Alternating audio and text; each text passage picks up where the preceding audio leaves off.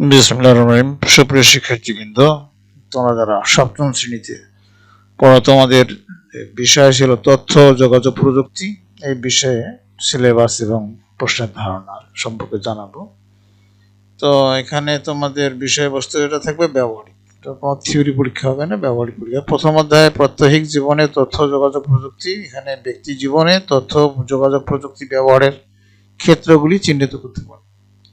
ব্যক্তি জীবনে তথ্য যোগাযোগ প্রযুক্তিতে ব্যবহৃত ডিভাইসগুলোর তালিকা তৈরি করতে পারবে। 3 ছিল ব্যক্তি জীবনে তথ্য যোগাযোগ প্রযুক্তিতে ব্যবহৃত ডিভাইসসমূহ ব্যবহার করতে পারবে। 4 ছিল একটি বিদ্যালয়ের অফিসকে কাগজবিহীন অফিসে রূপান্তরের কাজগুলো চিহ্নিত করতে পারবে। 5 হলো একটি ভার্চুয়াল ক্লাসরুম তৈরি করতে করণীয় সমূহ চিহ্নিত করতে পারবে। 6 ছিল রোবট দিয়ে করানো যায় এমন কতগুলো কাজের তালিকা তৈরি করতে পারবে। 7 ছিল বিদ্যালয়ে যে কোনো অনুষ্ঠানের জন্য SMS ব্যবহার করে অতিথিদের আমন্ত্রণ জানাতে পারবে। 8 হলো একটি সামাজিক মাধ্যম সোশ্যাল মিডিয়া ব্যবহার করে কি করা যায় তার একটি তালিকা তৈরি করতে পারবে। এরপরে তোমাদের দ্বিতীয় অধ্যায় কম্পিউটার সংশ্লিষ্ট যন্ত্রপাতি। 1 হলো কিবোর্ডযুক্ত ইলেকট্রনিক্স ডিভাইস সমূহের তালিকা তৈরি করতে পারবে। 2 হলো ক্যামেরাযুক্ত ইলেকট্রনিক ডিভাইস সমূহের তালিকা তৈরি করতে পারবে। 3 ছিল কম্পিউটার মেমোরির বিভিন্ন এককের মধ্যে সম্পর্ক স্থাপন করতে পারবে। 4 ছিল র্যাম ও রমের কাজগুলো চিহ্নিত করতে পারবে। 5 ছিল তথ্য সংরক্ষণের জন্য বিভিন্ন ধরনের স্টোরেজ ডিভাইস ব্যবহার করতে পারবে। 6 ছিল কম্পিউটারের মাদারবোর্ডের বিভিন্ন অংশ চিহ্নিত করতে পারবে। 7 ছিল প্রসেসরের ভাষা ও মানুষের ভাষার মধ্যে পার্থক্য নিরূপণ করতে পারবে। 8 ছিল কম্পিউটারের ব্যবহৃত বিভিন্ন ধরনের আউটপুট কার্ডের কাজের তালিকা তৈরি করতে পারবে। 9 নম্বর হলো ছাপার মান, গতি ও ব্যয় বিবেচনা বিভিন্ন ধরনের প্রিন্টারের পার্থক্য নিরূপণ করতে পারবে।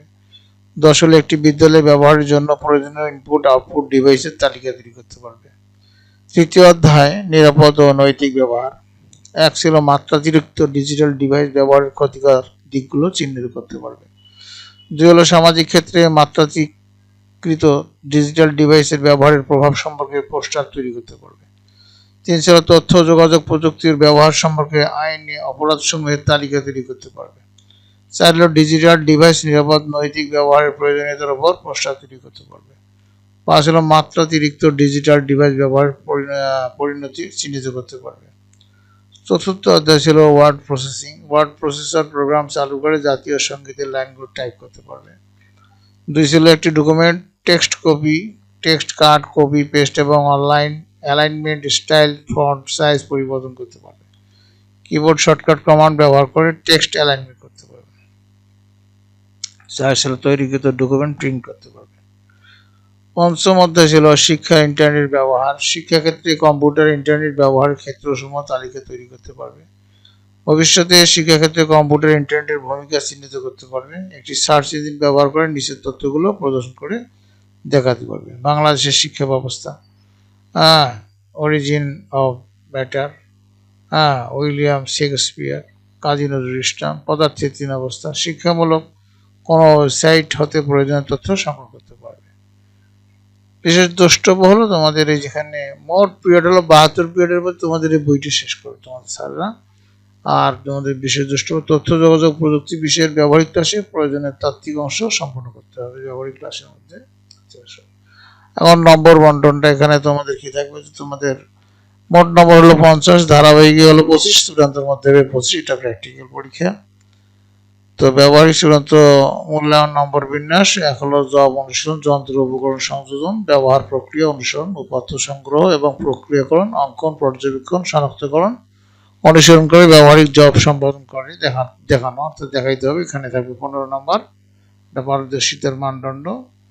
আর প্রতিবেদন প্রণয়নে থাকবে 5 নম্বর, আর পরিচ্ছন্নতা, নিরাপত্তা অবলম্বন এবং আচরণ মৌখিক অভিক্ষা মানে পরীক্ষা, এর জন্য থাকবে 5 নম্বর। 15 আর এখানে 5 + 10 তাহলে 25 হচ্ছে। 25 নম্বর হবে তোমাদের চূড়ান্ত।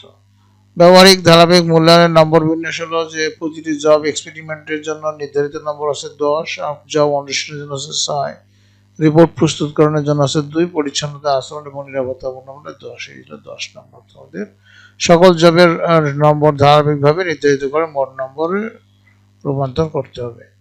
আর তোমাদের পাঠ্য বই যেটা দেওয়া হয়েছে, জাতীয় শিক্ষাক্রম ও পাঠ্যপুস্তক বোর্ড বাংলাদেশ কর্তৃক সপ্তম শ্রেণীর জন্য প্রকাশিত তথ্য ও যোগাযোগ প্রযুক্তির এই বইটি তোমাদের অনুসরণ করতে হবে।